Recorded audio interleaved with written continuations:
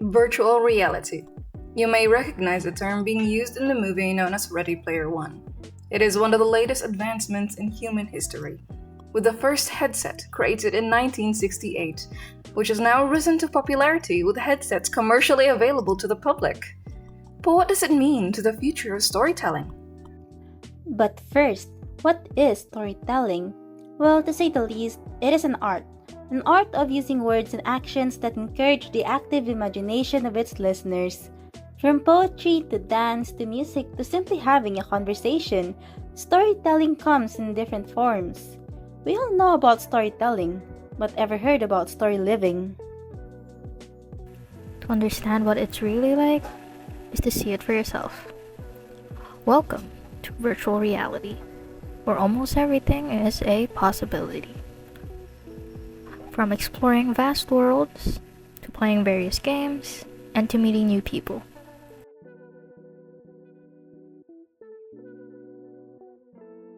So, first part, before we do anything else, how about you introduce ourselves actually first? I'm playing VR for like a year now, roughly. I'm 16. Hello, I am Nagu, otherwise you can call me Sano. I've been playing VR chat for about 5 or 6 years, I'd say. Hi, I'm Joy or V. I'm 17. I've been doing VR for the last 4 years. I took a break for a year, and I did another like year and a half before then. How does it change, like how you interact with people most of the time? How does it change when you if you are in VR compared to what's like real life?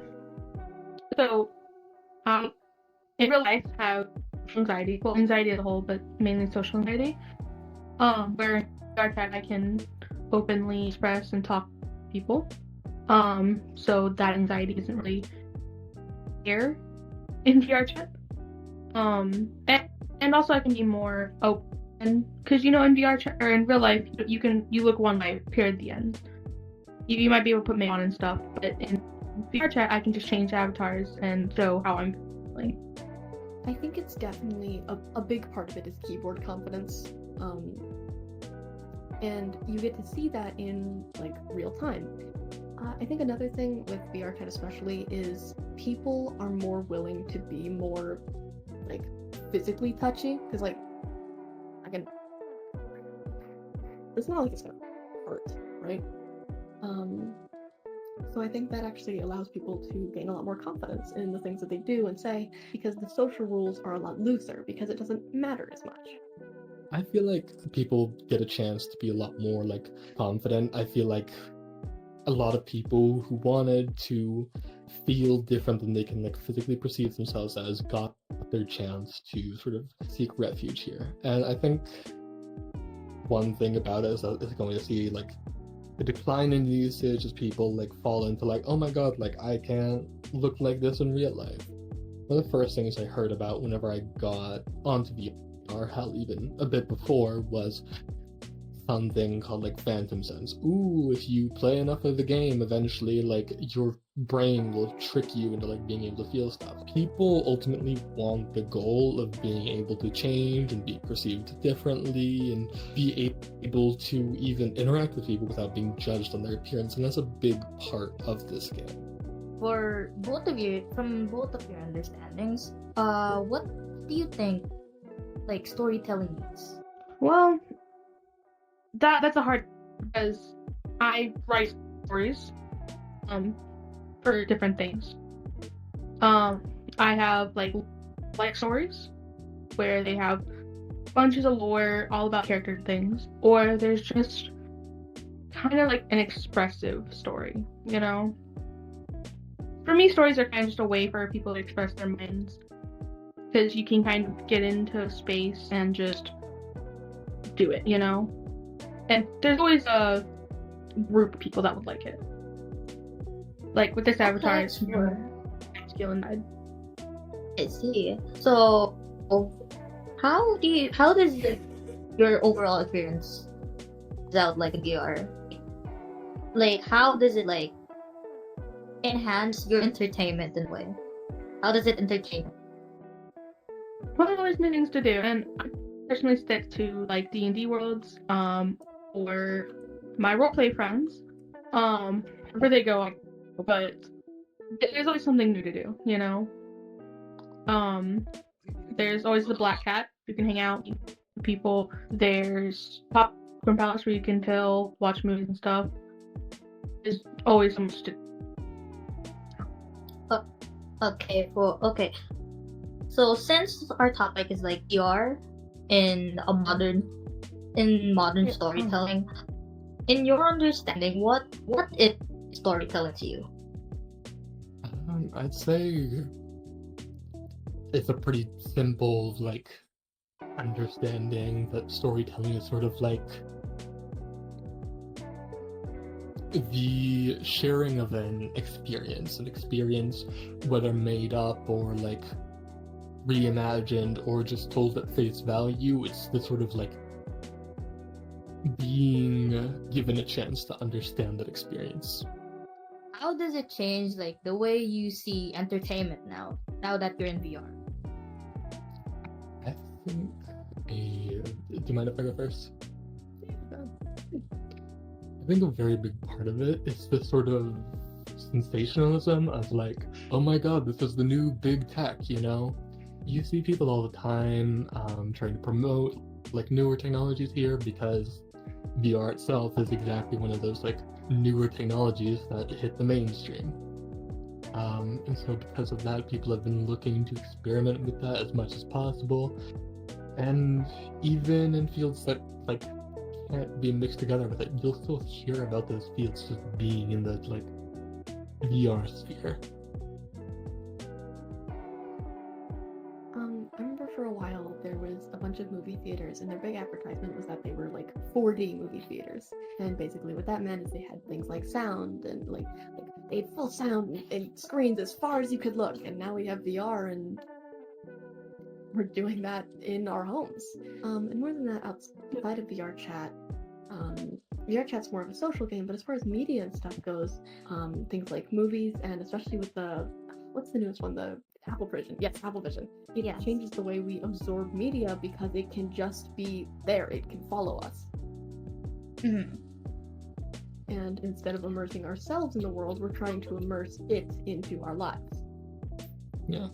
I think the big part about it is the like, mixture of like, oh, like AI is just going out and AI is getting better, and oh my god, we're gonna see AI be able to take over the world. But I think the main thing is just that it's going to be an assistant, and especially in like the VR space, it's going to help transform it into something new entirely. One of those new things to do, and I personally stick to like D&D worlds, or my roleplay friends, where they go, but there's always something new to do, you know? There's always the Black Cat, you can hang out, meet people, there's Popcorn Palace where you can chill, watch movies and stuff. Watching a movie, to be honest, you're just watching it, there's nothing that you can really do. Reading books, they're fun, yes, it's a great way to help your brain and stuff, but someone with people that have like ADHD, autism, ADD like me, it's hard to read books because distractions, it can be kind of hard sometimes. It's going to be a lot different in VR. Like storytelling would be different in VR, telling a story to someone. One thing that's really big on the scene is roleplay. A lot of people will go into an avatar and they'll act out like a character, and that's definitely a part of storytelling, but I feel like also the chance to create a medium. But I think ultimately, if it becomes a lot more mainstream, or hell, even if it doesn't become mainstream and just someone creates like a way, some sort of like tool to help create those like spaces, it's going to explode into like a whole new medium of storytelling in itself. In fact, I don't think it'll even keep the name just storytelling. To kind of add on to your point, with the like equalizing aspect of VR, it all also gives people the chance to talk to each other, and for people who want to tell stories, to include stories that other people may not have to tell, or that they may not have experienced firsthand, but gives them access to a wide variety of people. I mean, you and me are practically on other sides of the globe right now. Exactly, that is true. I think a big part is that, okay, when I was younger, libraries, 5th grade, my favorite books in the whole world were choose your own adventure books. I remember reading those. It was like 100 pages of gold to me because I got to pick where I went in the story. And I think that VR gives people the opportunity to make stories where it changes the game because the narrator is now you. And the main character can be you instead of, well, whoever the author has made. It allows an author to bring the experiences to the player or to the reader, like I was when I was younger, just in a more, well, interactive form. But whenever you have something original, when you have a new place that's just built to be something big, something explorative and like really helpful in sort of bringing out those like raw emotions in the people that go out there, I think that helps to create the storytelling experience the best. Yeah, if we do ever get AI to that point that they can act out the actions of a human and they can talk like a human, sure, it's scary to a certain extent, but I feel like that's going to be what helps to create that sense of like feeling at home within the story. Like, authors can now make stories where instead of dropping the person into a plot, they can drop the person into the whole world. When you tell the story, is it different when it comes to like telling a story in real life? Is it conveyed differently? I feel like I can see the author's intent. And I mean that even in just like real stories and the way that people tell me to them, it's even just people's real life experiences.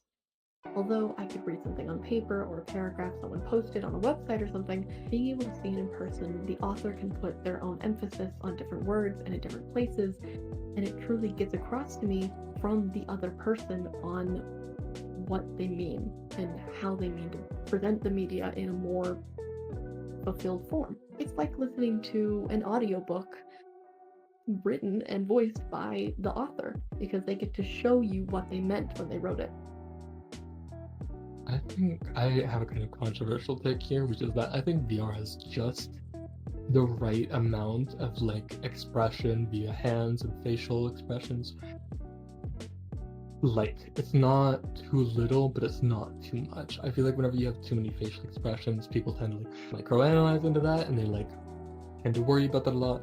And I feel like that tends to take away from the like storytelling experience and like both telling the story and hearing the story, because people tend to look for answers. It's like a general thing. When you can like hear from someone and you can see their expression and how they seem to feel about it in that moment, you take their like idea at face value without really giving much extra thought. You don't put extra thought into it like you do with a book. Instead, you just like, you look at their expression, you're like, huh, they seem sad. Okay, I guess this is a sad moment. In traditional storytelling, the focus is usually on the plot and characters, but in VR, it's different. It's not just about following a story, it's about how our minds react to it. As stated by Shechtman 2011, human brains are narrative-generating machines, and selves are the protagonists of the narratives they generate. You see, in virtual reality, people move, explore, and react. Users don't just watch. They can see and feel that they're a part of it. Their emotions, memories, and reactions. They become immersed. They become a part of the narrative.